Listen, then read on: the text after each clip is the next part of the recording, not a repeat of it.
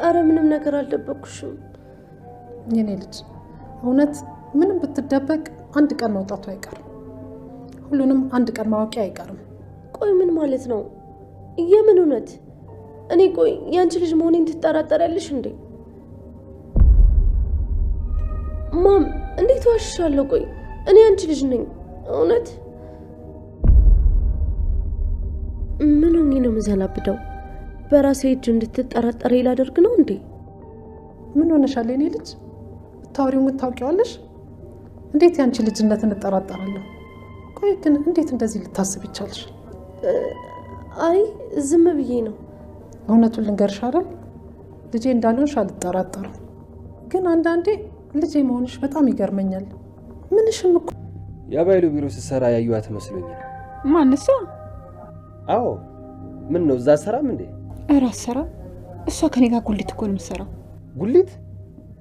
ከአባይሉ ጋር ምንም አይተዋወቁም? ኧረ የተገናኝተው መጀመሪያም ጠርጥሬ ነበር። እሺ ብሌን፣ ልትነግሪኝ የፈለግሽውን ነገር ንገሪኛው። እትዬ ማም ግን መጀመሪያ ሙቁ ቢቀድም አይሻልም?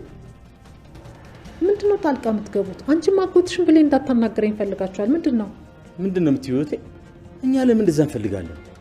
በእርግጥ አንዳንድ ሰዎች ነገሩን ካደረጉ በኋላ ነው የሚያስቡበት። ያደረጉት ነገር በራሳቸውና በቤተሰባቸው ላይ ምን እንደሚፈጥር እንኳን አያውቁም። ስለምንድን ነው የምታወራው ወንድሜ? አይ ምንም፣ እንዲሁ ነው። ስለ ሄለን መሄድ ልነግረን ነበር አይደለ? ሄለን ሄደች እንዴ? አዎ ማም፣ ወደ ቤተሰቦቿ ጋር ሄዳለች። በሰላም ነው ግን? አዎ ማም፣ በሰላም ነው። ስራ አግኝታ ነው። ለስራው ደግሞ ያው ቤተሰቦቿ ጋር ስለሚቀርባን ነው። አይ እንደሱ ከሆነ ጥሩ ነው። ብሌን ታዲያ ምን? ሰላም ሰላም፣ ውዴ ቻናል ቤተሰቦች እንዴት ናችሁልኝ? እንኳን ወደ እኔ ቻናል በሰላም መጣችሁ። ደህና ናችሁ ወይ? አደራ ድራማ። በአደራ ድራማ በባለፈው ክፍል ላይ ሄለን የት እንደገባች ጠፍታለች። የባህሉና የቃል ሚስጥር አሁን ላይ እንግዲህ ወደ መጋለጡ እየደረሰ ነው። እራሳቸው በሰሩ ስህተት ማለት ነው። እንግዲህ እንደሚታወቀው ሄለን የሳሚ ሰው ነች። ሳሚ ነው እዛ ቤት እንድትቆይና እንድትሰደድለት ያስቀመጣት። እነሱ ግን የሚያውቁት የቃል ጓደኛ ብቻ እንደሆነች ነው። ስለዚህ ቤቱን ለቃ እንድትወጣ በተደጋጋሚ ቢነግሯትም እሷ ግን እዛ ቤት አልወጣም በማለት እኔ ሚስጥራችሁን ስለማወቅ እንደናንተ የዚህ ቤት ንብረት ለኔ የሚገባኛም በማለት እዛ ቤት አልወጣም ብላ ነበረ።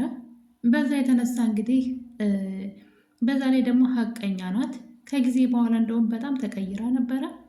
በተለይ ብሌን ካዳነቻት በኋላ ቃል በመርዝ ልትገላት ልትመርዛት ስትል ብሌን ዋጋ ከፍላ እንግዲህ ራሷን ችግር ውስጥ አስገብታ ስለተከላከለችላት ሄለን ተቀይራለች። ሲጀመር ሄለን ጥሩ ልብ ነው ያላት። ከገንዘብ ጋር ብዙ አትታገልም። በጣም ልቧ ቀና ነው። ነገር ግን ደግሞ ቃል የሰላምን ገንዘብ እስካገኘች ድረስ እኔም ለምን በድህነት እኖራለሁ? ይመለከተኛል። ሚስጥር እስካወቅኩ ድረስ ከሷ እኩል እኔም የሰላምን ንብረት የመውሰድ መብት አለኝ ብላ እንግዲህ ቃልን አስፈራርታት እዛ ቤት እየኖረች ነበረ።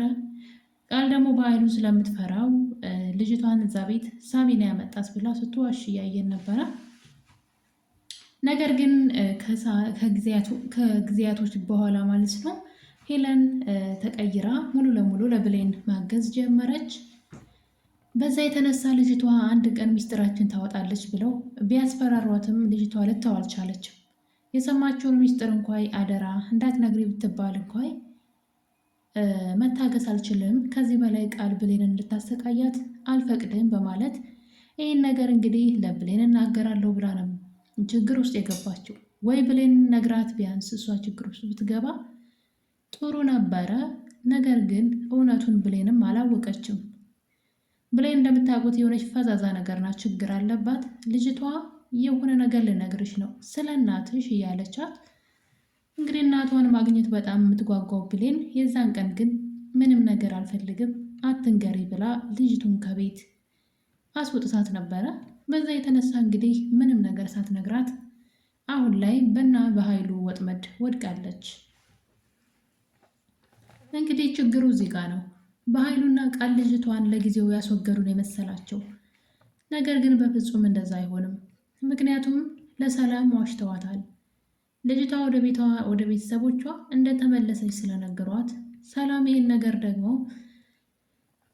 አምና ተቀብላለች። ስለዚህ ሳሚ ደግሞ ልጅቷ ስትጠፋ መረጃ ማቀበሉን ስታቆም ልጅቷን መፈለጉ አይቀርም። እርግጠኛ ነኝ መቼም ካላበዱ ልጅቷን አይገሏትም።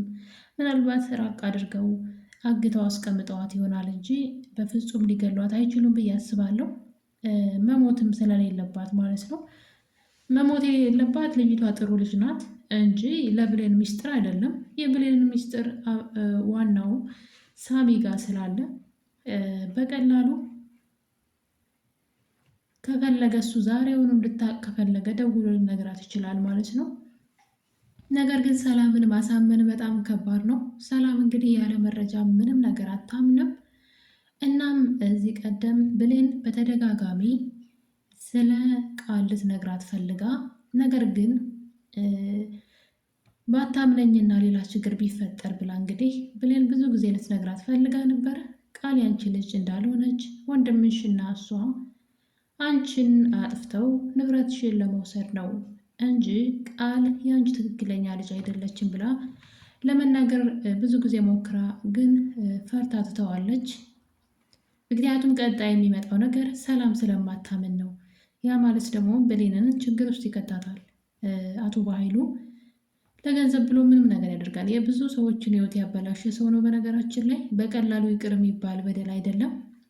የሚገርመው ግን ነገሮች እንዴት እንደተገጣጠሙ ተመልከቱ። እንግዲህ ብሌንን እናቷን ነጥቆ ያለ እናት እንድታድግ አደረገ። አሁን ደግሞ እናቷ ቤት ሰራተኛ እንድትሆን አደረጋት። ምክንያቱም እናቷ ሰላሙን እያለ እሷ እዛ ቤት ሰራተኛ ሆና፣ እሱ ብቻ ነው ይህን ሚስጥር የሚያውቀው። ብሌን አታውቅም፣ አታስታውሰውም። ሰላምም እንግዲህ ቃል ልጅ ናት ብላ በሰላም እየኖረች ነው። በኃይሉ ግን ይህን ሚስጥር ያውቃል። ልጅቷን በልጅነቷ ወጥቶ የጣላት ልጅ ማን እንዳሳደጋት ያውቃል። እዛ ቤት ሰራተኛ ሆና እየኖረች እንደሆነችም ያውቃል። አሁን ላይ በእናቷ ቤት እሱ እያዘዘ እንግዲህ እንደምታዩት ብሌንና ሄለን እየተጨቃጨቁ ነበር ሳሎን እና በር ስር ተለጥፋ የሚያወሩትን እየሰማች ለብሌን ሁሉንም እነግራታለሁ ስለ እናቷ፣ አንቺና በኃይሉ እንድታስፈራሯት አልፈቅድላችሁም እያለች ስታወራ አቶ በኃይሉ ይደርሳል እና ልጅቷ በር ስር ተለጥፋ ስለነበር አንቆ ሊገላት ነበር። እንግዲህ በገዛ እናቷ ቤት በገዛ ያ ሁሉ የሷ ነው በነገራችን ላይ እና ያው የጊዜ ጉዳይ ነውና እውነት መውጣቱ አይቀርም። የበኃይሉ ባለጌነቱ ግን በጣም ይገርማል። እንግዲህ ብዙ ሰዎችን ሕይወት ያበላሸ ሰው ነው።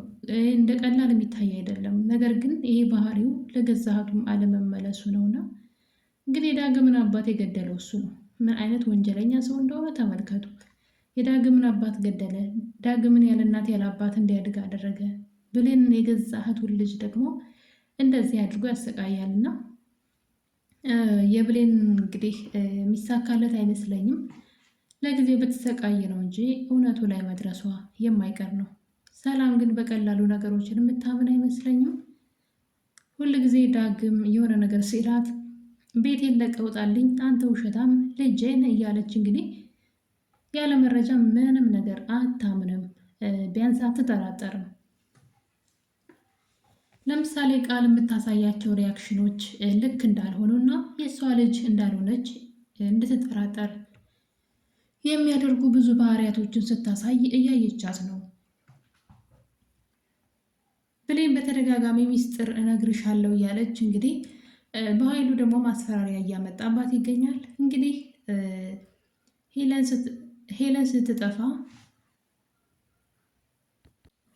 ሄለንን ለመደበቅ ብለው እሷን ወደ ሱቅ ሆን ብለው እንደላኳት ስላወቀች ከሱቅ የማያስፈልግ ነገር እንድትገዛ ታዛ ነበረ። አልሄድም ብትለውም ግን አቶ በኃይሉ በግድ እንድትሄድ አደረጋት። እንግዲህ በዚህ ሰዓት ነበረ ብሌን እየሮጠች ነበረ ወደ ቤት የተመለሰችው። ምክንያቱም ደግሞ የሆነ ነገር ሊያደርጓት እንደሆነ ስላወቀች ማለት ነው። እና እንግዲህ እሷን አባረው ልጅቷን ምን ውስጥ እንደከተቷት አናውቅም። ብሌን አሁን ላይ ምን ውስጥ በምን ሁኔታ እንዳለች ባይታወቅም ብሌን ከሱቅ ተመልሳ ልጅቷን ብትፈልጋትም ልታገኛት አልቻለችም። እና እንግዲህ በኃይሉ ስታስፈራራው ነበረ። ምፈራ እንዳይመስልህ የት ነው ያደረጋችኋት? ሁሉንም ነገር ለእትዬ እናገራለሁ። እናም የት ናት ሄለን ብላ ስታፋጥጠው ሲያስፈራራት ነበር እንደለመደው በእናቷ ማለት ነው። ጭራሽ እንግዲህ የማደርገውን ታያለ ብላ ትታው ስትሄድ ሰው ልኮ እናቷን እንግዲህ ወይዘሮ እናቷ ወላጅ እናቷን ማለት ነው ወይዘሮ ገነትን አሳዳጊዋን እንዲከታተሏት አድርጎ እንግዲህ አንድ ነገር ትንፍሽ ካልሽ ተከታተሏት እያለ እንግዲህ አቶ ባይሉ ሰው ልኮ ሴትዋ እንዲከታተሏት እና የሆነ ነገር እንዲያደርጓት ሲያዝ እንግዲህ ለእሷ ብላ አሁንም ትተዋለች። እስከ መቼ ነገር እንደሚቀጥል አላውቅም። እስከ መቼ እንደሚቀጥል ብሌን ቆራጥ መሆን አለባት። በእናቷ ሁል ጊዜ እያስፈራራት እንደሆነና እናቷ አንድ ነገር ብትሆን ተጠያቂው ባይሉ እንደሆነ ለፖሊስ ለህግ አካላት ልትናገር ይገባል። እስከ መቼ ነው ከጥፋት ላይ ጥፋት እየሰራ እሱን እያወቀች በእናቷ ሲያስፈራራት ዝም እያለች የምትቀጥለው? ስለዚህ ብሌን ሰውየውን ማስጠመድ አለባት ብዬ አስባለሁ። ምክንያቱም ይህን ነገር ከተናገረች እና ለሌሎች ሰዎች ይህን ነገር ካጋራች ጥንቃቄ ይደረጋል። ባይሉም ደግሞ ይፈራል። አሁን ላይ እንደ ህፃን ልጅ እየተጫወተባት ነው ያለው። እሱ የሆነ ነገር ስትል እናትሽን እያለ እናትሽን እንደዚህ ያደርጋለሁ እያለ እንግዲህ ከሰላም ፊት ራሱ ሳያፍር ማለት ነው። ሰላም ስትመጣ ብሌን ለሰላም የሆነ ነገር ልናገርሽ ነበር እትዬ ስትል እሱ ግን አሞኛል ሂጂ ምግብ ስር እያለ ቃልና እሱ ልጅቷን አፋፏን እያሉ እንዳታወራ ሲከለክሏት ሰላም በጣም ተናደደች። ለምንድነው ልጅቷ የሆነ ነገር ልትነግረኝ ስትል እንዳትነግረኝ የምትከለክሏት ስትል በኃይሉ አንዳንድ ሰዎች ማውራቱንማ ታውራ፣ ግን ችግሩ አንዳንድ ሰዎች የሚያወሩት ነገር በቤተሰቦቻቸው ላይ ችግር እንደሚያመጣ ከረፈደ በኋላ ነው የሚያውቁት ብሎ አሽሙር ማለት ነው። የተናገረችው ነገር ቤተሰቦቿ ላይ ችግር ያመጣል ብትናገር የሚል ነው። እና ሰላም ሳይገባት ቀርቶ ይሆን ሆን ብላ ተኝታ ይሆን አላውቅም፣ ዝም ብላለች። ብሌንም ደግሞ እንግዲህ አሁን ላይ ነገሩን ትተዋለች። የሄለንን መጥፋት ግን በፍጹም በቀላሉ መተው የለባትም። በዛ ላይ አሁን ላይ እናቷን መፈለግ ልትጀምር ነው። ለዚህ ነገር መነሻ የሆናት ደግሞ ሄለን ነች። ሄለን ስለ እናቷ አቶ ባይሉና ቃል እንደሚያውቁ ስታወራ ሰምታታለች። ሄለን ሳሎን ውስጥ ለቃል አንቺና ባይሉ ናችሁ ብሌን እናቷን እንዳታገኝ እንደዚህ የምታደርጉት ብላ ስታወራ ትሰማታለች። ያ ማለት ቃል ስለ እናቴ በደንብ ታውቃለች ብላ ስለጠረጠረች እንግዲህ አሁን ላይ እናቷን ፍለጋ ልትገባ ነው። በቀላሉ ልንገርሽ ብላ ስትመጣ ወደ ቤቷ ወይም ደግሞ ወደ እሷ ስትሄድላት ብላ ብታዳምጥ ኑሮ ሌላ ችግር ውስጥ አትገባም ነበረ። በሰዓቱ አልሰማም ያለችውን ነገር አሁን ላይ ግን እናቷን ፍለጋ እንግዲህ ልትጀምር አስባለች። እናም ይህን ነገር ደግሞ ማድረግ የምችለው ዳግምንና ቃልን በአንድ ላይ አድርጋ ነው። ምክንያቱም ቃል ዳግምን በፍቅር ከቀረበችው ምንም ነገር ታወራለች። እዚህ ቀደም አልማዝ እናቷ እንዳልሆነች የተናገረችው እንግዲህ እሱን ስለወደደችው እና ስላመነችውም ጭምር ነው። ስለሰከረች ብቻ አይደለም። ምክንያቱም ጠዋት ላይ እሱ ወደ ቤት መጥቶ ይህን ነገር ሊናገር ሲል ምን ልታሰማ እንደሆነ አውቄያለሁ እረፍ ብላ ስትጮህ ነበረ። ያ ማለት የተናገረችውን ነገር ታውቃለች ማለት ነው። ስለዚህ አሁን በፍቅር እሷን አጥምዶ ስለ እናቷ ማወቅ ትፈልጋለች ብሌን።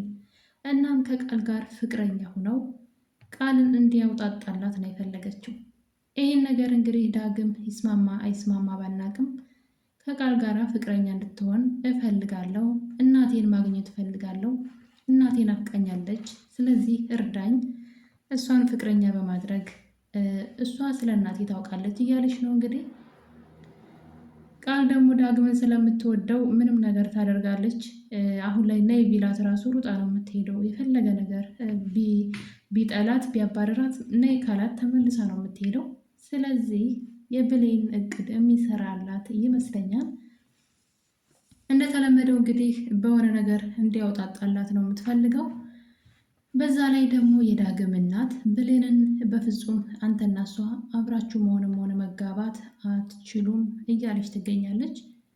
ባልወልዳትም ልጄ ናት፣ ስለዚህ አብራችሁ እንድትጋቡ ሁለታችሁ አልፈልግም፣ እህትና ወንድም ናችሁ ብላ እንግዲህ ወይዘሮ ገነት አጭር ትዕዛዝ አስተላልፋለች። እሱ በስጋ ዘመዶች አይደለንም ቢልም እናትየዋ ግን ከአብራኬ ክፋይ ለይቼ አላያትም፣ ስለዚህ አይሆንም ብላለች። እንግዲህ ብሌን እና ዳግም አብረው መሆኑ ችግር ያለው አይመስለኝም ነበረ። ነገር ግን እናትየዋ አይሆንም እያለች ነው። ስለዚህ ይህን አጋጣሚ ተጠቅማ ከቃል ጋር አብረው እንዲሆኑ ትፈልጋለች። ዳግምን በሀሳቧ ይስማማን ብዬ አስባለሁ። የወይዘሮ ገነት ጎረቤት እንግዲህ ወይዘሮ ፀሐይ ነው ስሟ መሰለኝ፣ ለባህሉ እንደምትሰራ ተደርሶበታል። የወይዘሮ ገነትን ሚስጥር በተለይ ደግሞ የዳግም አባት ገዳይ አቶ ባህሉ መሆኑን ወይዘሮ ገነት ለእሷ ሴትዮ ነግራት ነበረ። ይሄን ወሬ እንግዲህ በጣም ብዙ ገንዘብ ያወጣልኛል ስትል ነበረና ገንዘብ ሁሉ ነው የተመነችለት። በጣም ሰው እንዴት ህሊናው እንደሸጠ ማለት ነው። እናም እንግዲህ ይህንን ነገር ለባህሉ ወሬውን አልጨረሰችለትም። በነገራችን ላይ ወንጀልን ሊያጋልጥ ሲል የገደልከው አቶ መኮንን ብላ እንግዲህ እንደጀመረች ዳግም መጥቶ ወሬያቸውን አቋርጧቸው ነበረ። እናም እሱም እንግዲህ በሰዓቱ ጠርጥሯል የሆነ ወሬ እያቀበለች እንደሆነ። እናም እንግዲህ ተመልሶ ተደብቆ ይጠብቃትና መንገድ ላይ ጠብቆ ከባህሉ ጋር ምን እንደሚያገናኛትና ምን እንደምታደርግ ሲጠይቃት በስራ እንደተገናኙ እንጂ ሌላ ነገር እንዳልሆነ ብትነግረውም እሱ ግን ከእናቴ ወሬ እየለቃቀምሽ እሱ ጋር እየመጣሽ ከሆነ ወዮልሽ ብሎ ማስፈራሪያ እንግዲህ ሰጥቷታል ማለት ነው። በዛ የተነሳ እንግዲህ አቶ ባህሉ ጋር ደውላ አቶ ባህሉ ወሬውን ጨርሽልኝ እንጂ ምን ተፈጠረ ምንድን ነው ብሎ ቢላትም አላውቅም፣ ሁለተኛ እንዳትደውልብኝ ብላ ስልክ ዘግታለች። ዳግምን የፈራችው ይመስለኛል። ነገር ግን ዳግም እናቱ ጋር ሄዶ እንግዲህ ስለዚህ ሴት እያጣራ ነበረ። ይች ሴትና ባህሉ ይተዋወቃሉ ወይ ሲላት እናትየዋ ሴትዋ በጣም ንጹሕ ልብ እንዳላትና አቶ ባህሉንም እንደማታውቀው አፏ ነው እንጂ ልቧ ንጹሕ ነው ስትል እንግዲህ ወይዘሮ ገነት ስለ ጎረቤቷ እየመሰከረች ትገኛለች። ዳግም ግን ከባህሉ ጋር ከሱ ቢሮ እንደምትሰራው አብረው አይደል እንደምትሰራው ሲላት እሷ ከኔ ጋር ጉልት ነው የምትሰራው ስትለው እንግዲህ ነገሩ ገብቶታል። ሴትዋ ወሬ እያመላለሰች እንደሆነ ከእናቱ ያለውን ወሬ ወስዳ ለባህሉ እያንዳንዱ እርምጃቸውን እየተከታተለቻቸው እንደሆነ ዳግም ደርሶበታል። ስለዚህ አሁን ላይ ሁሉም ነገር ድብልቅልቁ ወጥቷል። አቶ ባህሉ ሚስጥሮች ሁሉ እየወጡ ነው። በቀጣይ ብሌን እንግዲህ የእናቷን አድራሻ ታገኛለች ብለን ተስፋ እናደርጋለን። ውድ ቤተሰቦቼ አደራ ክፍል 39 የዛሬውን ይመስል ነበር። ቸር ቆዩልኝ።